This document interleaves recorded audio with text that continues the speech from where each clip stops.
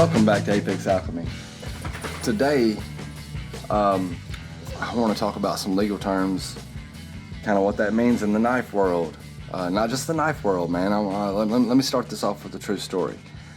Being a truck driver, I have met two truck drivers that have told me about their loads and where they were going, and it was really interesting. One, I encountered a truck driver at a truck stop, and we were talking about how our weeks were going and stuff. And he said, "Yeah, man, I've got a load of onions going to Vidalia, Georgia. And Vidalia, Georgia is the home of the Vidalia, the Vidalia onion. And if you ever visit Vidalia, Georgia, you'll know that the whole city smells like onions because they grow a lot of onions there. Obviously, onions grow really well there, but I suppose supply and demand can't keep up because he was bringing his Vidalia onions to Vidalia, Georgia from Mexico, and I was like, they grow them in Mexico? He was like, yeah, well, he said that I pick them up in Mexico. I think they're actually a product of Guatemala. Well, which, like, are you gonna be able to tell the difference?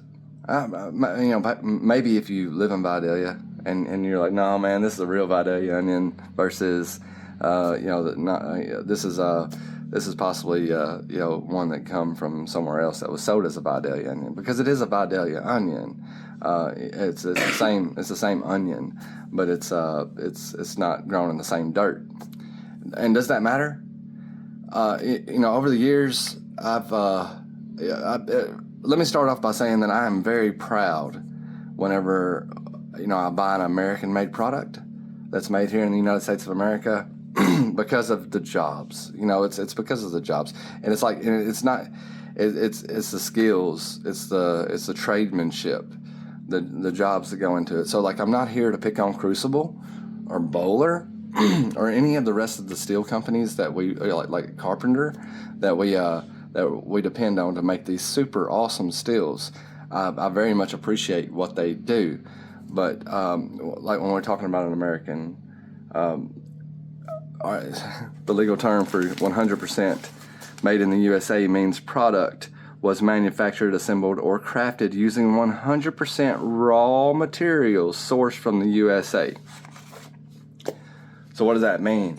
If you're making US steel, everything has to come from raw materials that we get directly from our land, and we mine it, we produce it, we refine it, we do all of it.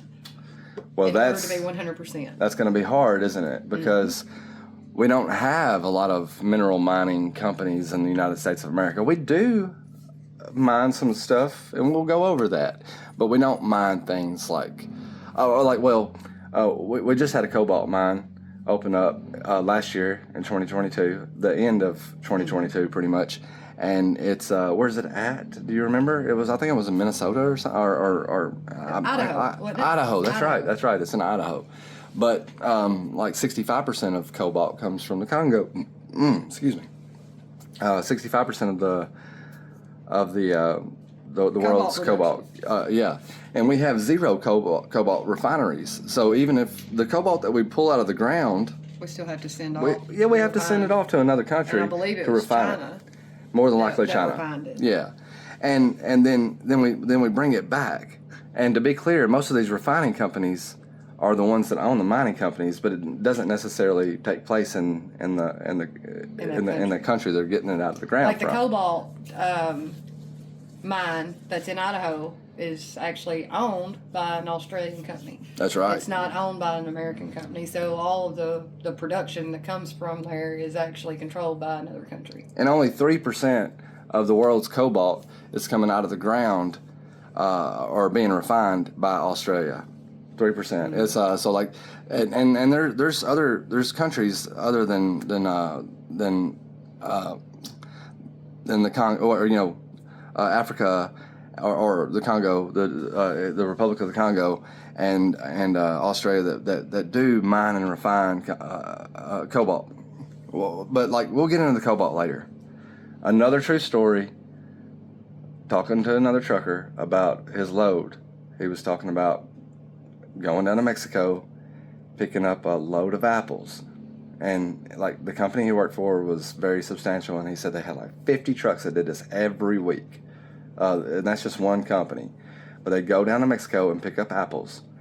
And those apples were coming from Central America somewhere, right? And then, so like they would take those apples and they would ship them back to Washington. They were already in Washington apple packaging before they ever left the facilities in Central America. So can we tell the difference?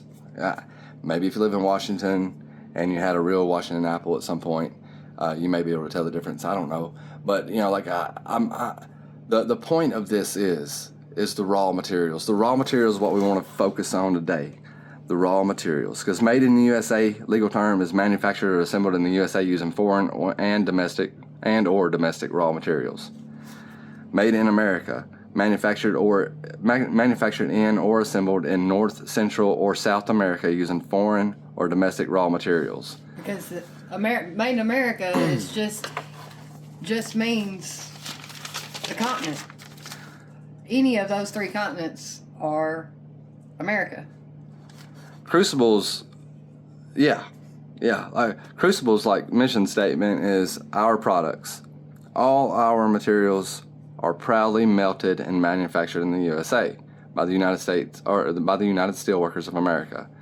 They produce S30V, S35VN, S45VN, 20CV, CPM 154, Magna Cut, S90V, S110V, S125V, Crewware, and a lot of other steels. This is just some of the most popular steels they create.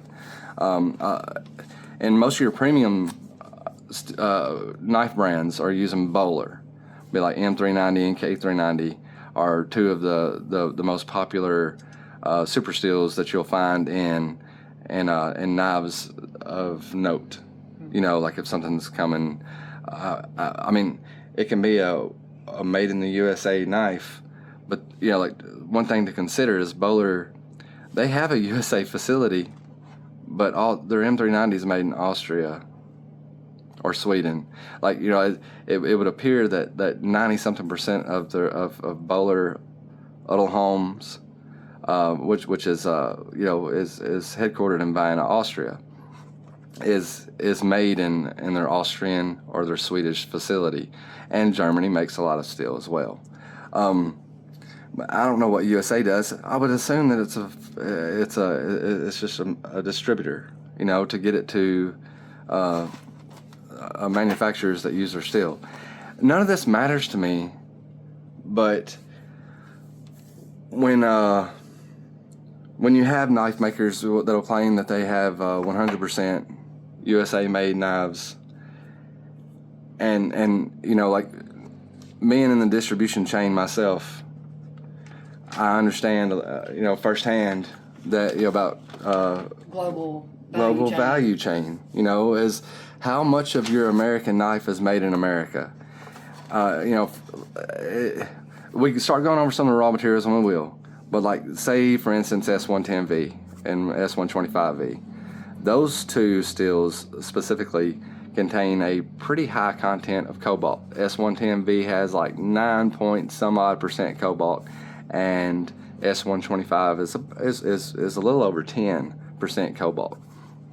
So like 10% of that steel that's made in America isn't made in America. Well, what about the rest of the raw materials? Anything with manganese. No, man. No. I've got all this stuff written down. I guess. Excuse that. We might try to edit that out. The dog is excited. She'll try to get a handle on him. I'm gonna start off with cobalt. It's not the number one ingredient or raw material that you'll see that's being discussed, or that's taking place in the production of steel. Carbon is the number one ingredient or raw material that's used in steel. All steel requires carbon. But let's start off with cobalt. We have that one mine that's owned by Shervis Global Ltd. It's Australian owned. Its initiative is to provide enough cobalt for 2.8 million EV batteries. Cobalt is required for the EV world, right? So they're not focused on knife production. They probably could care less about knife production. So more than likely, I would say, I would almost guarantee you 99% positive that any cobalt that's in any of that American steel back there, produced by Crucible or anybody else, it has no American cobalt in it. There is no USA refinery at all. It's all taken overseas. These are some of the states that do have cobalt that we found, but we're not mining it yet. We have Alaska, California, Idaho, Maine, Michigan, Minnesota, Missouri, Montana, North Carolina, New Mexico, Oregon, Pennsylvania, Puerto Rico, and Tennessee. Some of the popular steels that have it in it: CPM S110V, S125V, 9CR13CO MOV, Bowler K390, ATS55, N690, and VG10 and Maximate is at 10%, much like S125. So carbon, just to move away from cobalt, carbon is Australia, Brazil, China account for 63% of iron ore for the production of steel. 46 million metric tons were mined in the USA in 2021. But, that's nothing compared to the millions of metric tons that's coming out of Australia and Brazil. And that doesn't make these, I'm not saying, man, I got to have American iron ore in my knife or nothing. But this video is more of a basic understanding of how much of your knife is actually sourced from the United States of America. I'm not sure. I'm positive that a lot of you already have a good grip on what's going on with global supply chains. But chromium, there are 0% mined in the USA. Mining sources are South Africa, Kazakhstan, India, Finland, Turkey. There was another one. There's some more, but that's where the majority of the chromium comes from. 0% is mined in the USA. 0% is refined in the USA. There's no substitute for chromium in the production of stainless steel. It's necessary for the production of titanium as well, especially 6Al-4V titanium. This is aerospace titanium. That's a workhorse titanium. So any kind of titanium tooling that you'll pick up, or anything that can withstand aerospace or NASA grade titanium, this is going to be your titanium coat. So the majority of your knife scales and your knife frames that are titanium are 6Al-4V titanium. The only steels that don't have chromium content that I could find is 1084 and 1095. 1090 even has a little bit in it, but those are purely not stainless steels. 1084, 1095. Moly B, because I can't pronounce that. It's a byproduct of copper and tungsten mines. The Climax mine is owned by Freeport McMoran. It's in Colorado, and Kennecott mine is owned by Rio Tinto, but Moly B is primarily mined in China and Chile. There's some of the knife steels that do not have moly. How do you say that? Molybdenum. Is the B silent? I hope the B. Even in the the business part of it, they usually just call it moly because it's too much of a tongue twister. 10-4. Some of the steels that don't have any moly in it is 1095 Crovan, 01. I'm not familiar with that steel at all. Maximate, 12C27, 13C26, 14C28, 19C27. So these are all your Sandvik steels. It would appear that Sandvik does not use Moly B as in regular production. You got 420, not 420HC. 420HC's got plenty of Moly B in it. AUS 4 through 6 does not have any Moly B in it, but 8 and 10 have plenty. LV 03 and 690 and 690 doesn't have any Moly B in it. So we do have some mining of Moly B, but we don't have any refinery. It goes overseas. Vanadium is 100% of USA demand is distributed by foreign sources. There is no vanadium. There is no substitute for vanadium that can be. Man, I can't even read my own writing. It's just scribble. It's a rough draft stuff. No substitute for vanadium can be used currently for the manufacture of aerospace grade titanium. So it's another ingredient that's not only used in steel, knife steel, but it's also used in titanium. So there's a big portion of your titanium there with the vanadium and the chromium and the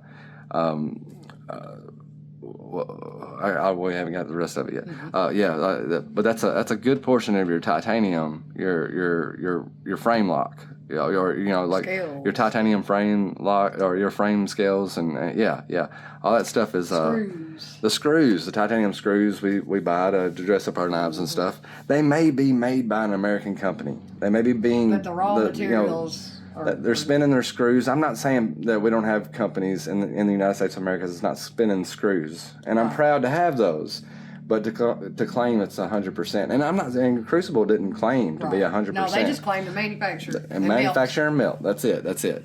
So like, I think long story short here just because you see made in USA doesn't necessarily mean that it's really all made and sourced from our people building our products. Because there's so much intertwined now. You don't have Johnny over there that just got out of high school that's mining that field and sending it over to Steve, the factory. That's refining it, and then Steve sending it to the distributor, and the distributor selling it to Crucible. It's not like that. No, that's where it was for our grandparents, great grandparents. Like, most stuff was. Well, our grandparents didn't have super stills. They didn't have powder metal.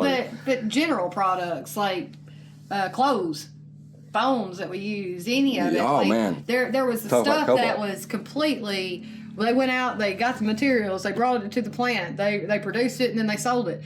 We don't live in that world anymore. No, we don't. The global value chain has so many parts and materials coming from so many different places that's why it's crucial if you're wanting to be on the completely USA made product.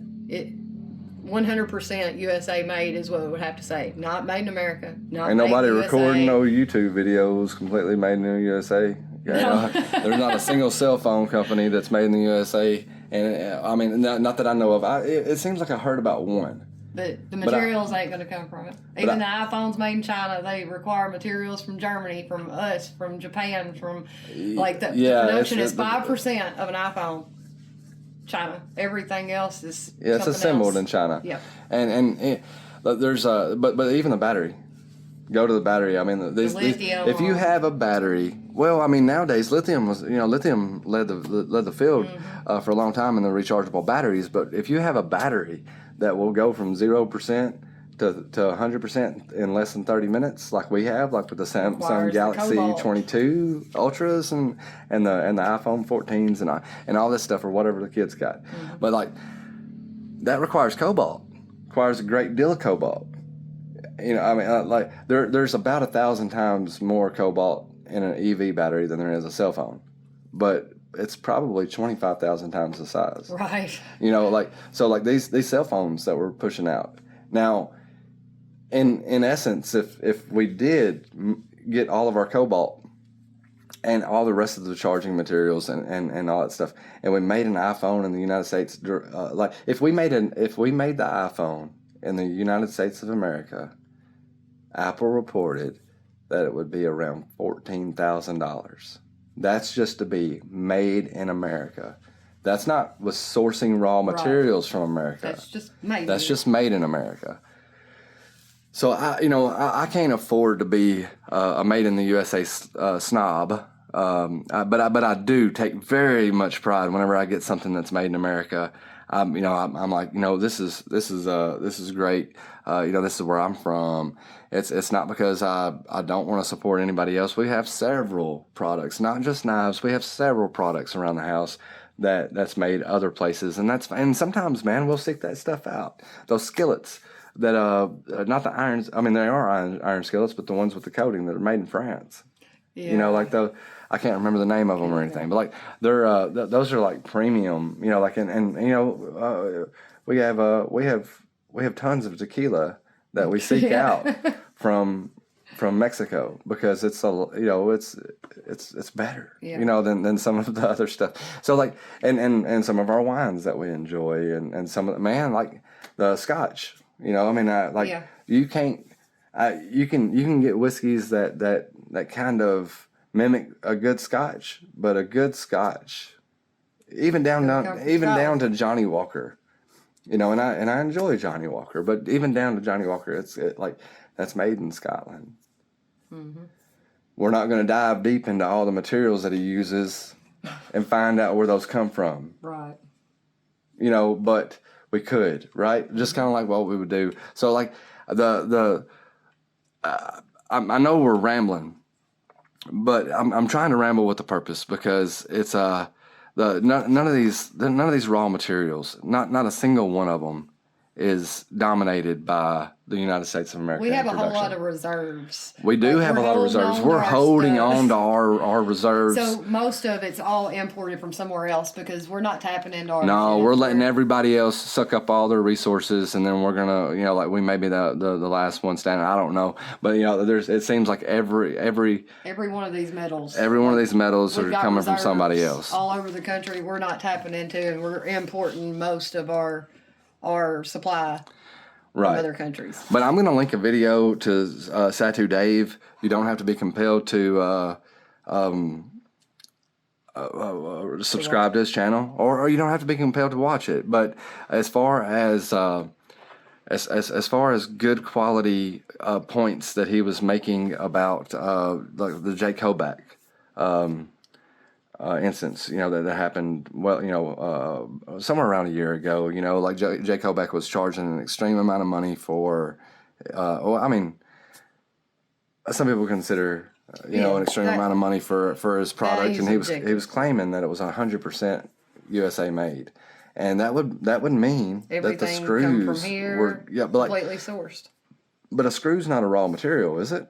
Mm-mm. Not in a legal term. Nope. We're talking about the stuff that makes the screw. Mm-hmm. So, it's not even possible really to claim that on anything. That's like the jeans. There were some jeans that I really liked that were made in the USA. And in further talk or in further research, because I do this, how many notebooks I got laying around just filled up with a bunch of notebook guy. I got lots of notebooks filled up with a lot of crap, because if I could write it down, I would normally remember it.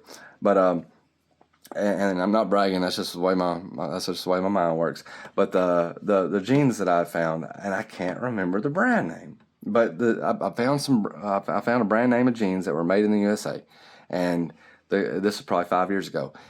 But it was crazy finding out that who did the denim dyeing, who did the stone washing.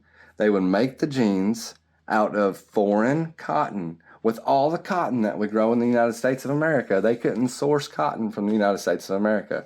They sourced their cotton from foreign people, of some sort. Then they made the jeans. They shipped the denim to China because where they were located wouldn't allow the dye pollution. There's a river in China that is blue. And I'm talking about dye blue, right? Like dyed blue. And the reason why is because that's where 90% of your dyeing takes place. Then they ship them back over here. So you got your foreign cotton, belt loops and stuff like that. They put the finishing touches on it. Then it's made in the USA, and they're $250 a pair. And most of it did not. Most of it did not happen over here. But Satu Dave makes some really great points about his feelings, and I share those feelings too. I do. I will own Chinese knives, and I don't snub my nose at the Taiwanese products, and I'm not saying he does either. He told me, he was like, man, you don't enjoy Cold Steel as a brand, and I have yet. We got a $215 Cold Steel, and it's made in Taiwan. Like, I have yet to see a Cold Steel made in the USA. I'm sure they make them. I know that Lynn Thompson has this like custom line or something, and I'm sure they make them. But I have yet to lay my hands on an American-made Cold Steel. And that 8015 is probably one of my favorite knives. Like as far as fun factor, like I can't pick it up without smiling, and that's like it makes me happy. And so like I'm not snubbing my nose at the Taiwanese product. It's an American company, right? But like that knife's not produced in Taiwan. But some of the knives that we have in the USA might as well not be either. Like the Boker. Like we did a video on the Boker. It says made in the USA. Dude, say 100% though. The screws probably aren't made in the USA, and it's going to be hard to prove or disprove any of this stuff. But the D2 is not CPM D2, so it's not Crucible D2. It's just D2. So like the steel for that knife is probably produced in China. They probably ship them all the parts back, and somebody in America assembles the knife, and that's great. I'm proud that they can do that. But they're only charging $72. If you got a company that's doing just that and they're charging $600, it's misleading. Mm-hmm. But I mean, right down to the screw materials is what I'm saying. Like the raw materials. So another raw material, nickel. Domestically, we in 2021 we produced 18,000 metric tons. But like Indonesia produced 1 million metric tons, and Philippines produced 370,000 metric tons, and Russia 280,000 metric tons. So like.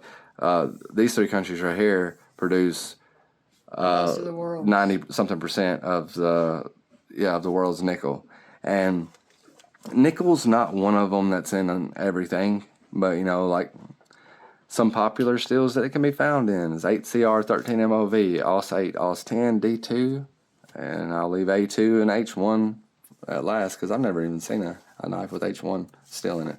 I'm absolutely sure that it exists. But last page, man. Manganese comes from South Africa, Gabon, Chile, and Australia. There's 0% of manganese made in mined or refined in the United States of America. We have no stockpile of it. And virtually every steel of note in knife production, with the exception of some of these really popular steels. Like you got S30V, S45VN, N60, T5 MOV, T6 MOV. I've never heard of those. Crewware, Magna Cut, and M4. So like and I know there's somebody out there like S30V and S45V VN probably make up a great portion of the knives in the premium market, and I understand, but just about everything else, just like whether it's 20 CV, knives to your tools to. Well, I mean, even if you just want to keep it to production folders, quality production folders. I mean, you got there's more 20 CV coming out now. Yeah. Than I've ever seen, and I think that's because it's a good possibility that not all of it's CPM. There's another company that makes it and calls it 20 CV as well. Dura something other. I can't remember, but it's Dura something other, like Dura, not Duralast. Duralast is what's coming to mind, but that's it's not them.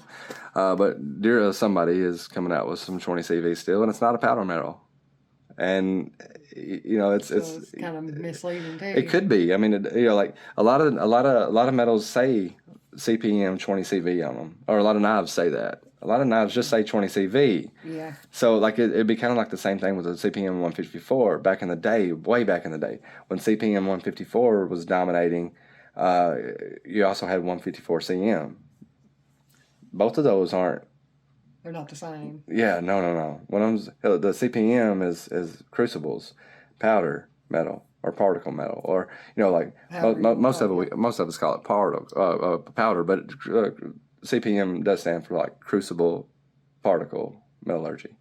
So anyway, Magna Cut, Crewware, even N690. Like with those five right there, that covers a lot of knives on the market. I understand, But there's a lot of knives that it doesn't cover. You know, like so when you're talking about your sandvex steels and your It looks like your lower steels, what people would classify as lower. well, I mean, V2. hell, dude, even like S110 and S125 and Yeah. M390, 20CV. You know, like we could write those over here, and we'll probably have more knives now that are produced out of that stuff than we do out of this stuff. Like Crewware and MagnaCut still not.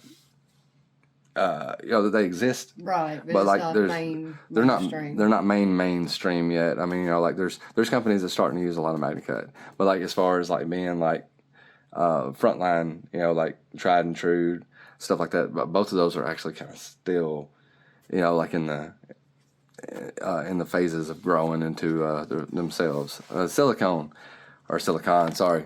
Now China, 6 million metric tons of the 8.5 metric tons.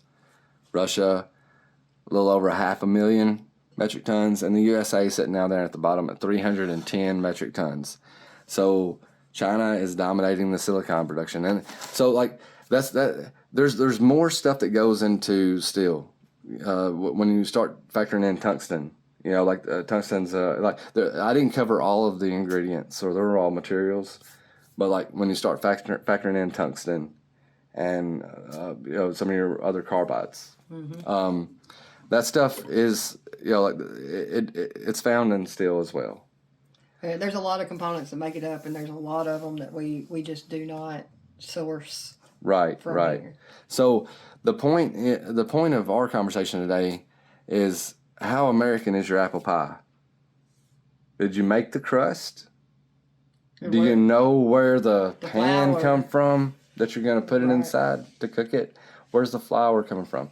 Where's the apples coming from? If they're coming out of a can, they're probably a product of Peru. Right. If you're using a crust that's proudly distributed by.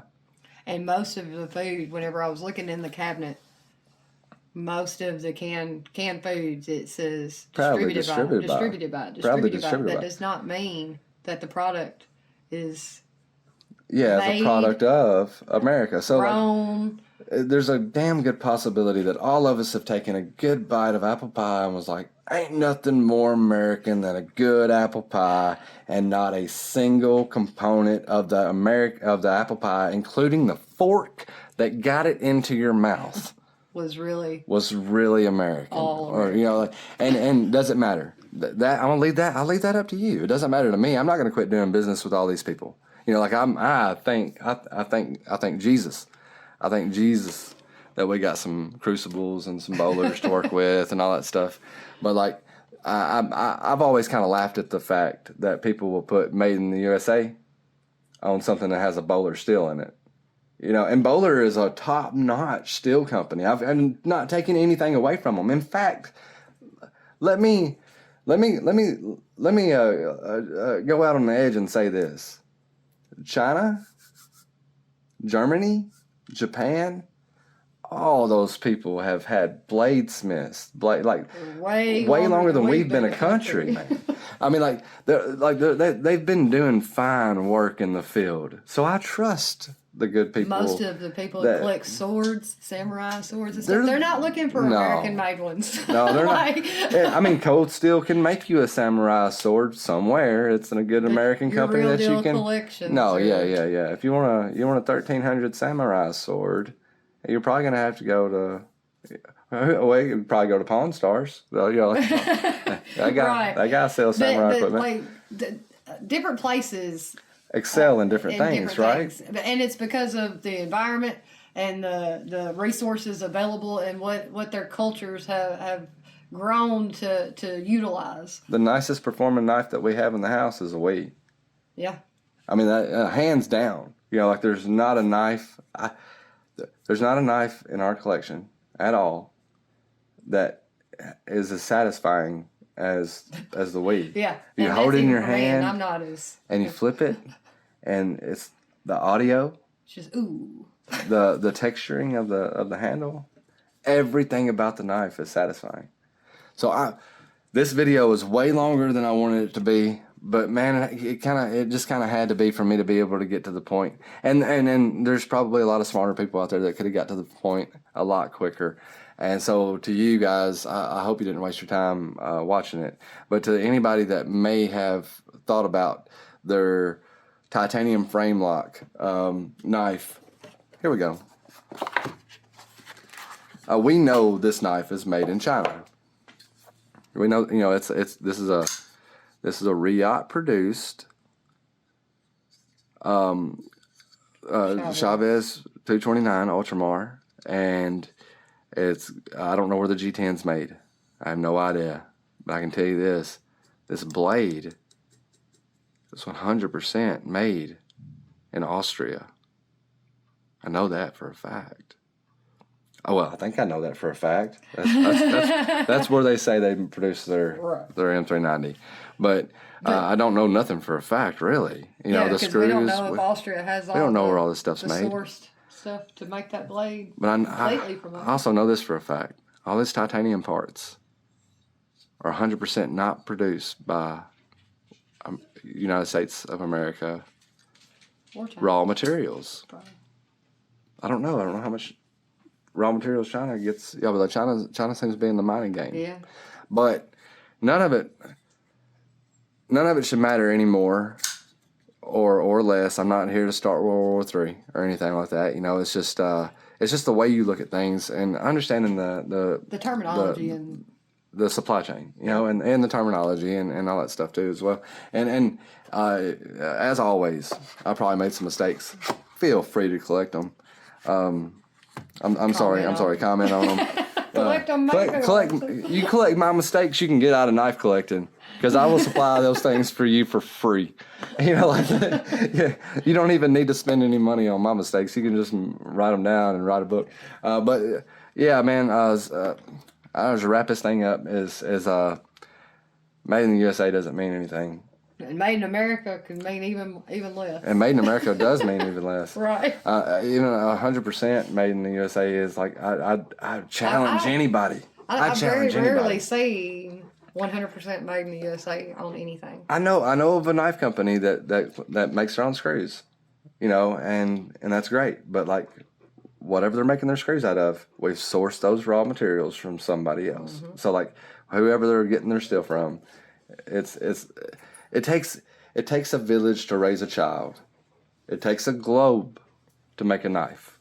Yep. And just about everything else in the world. Sorry for the long rant. There's not an egg in it. Dismiss this video as one of the 20. We will put that in the title somewhere or the description. That way you don't waste your time, because this video is not targeted. It's not really targeted at anybody. I just kind of wanted to do it just in case it helps somebody out.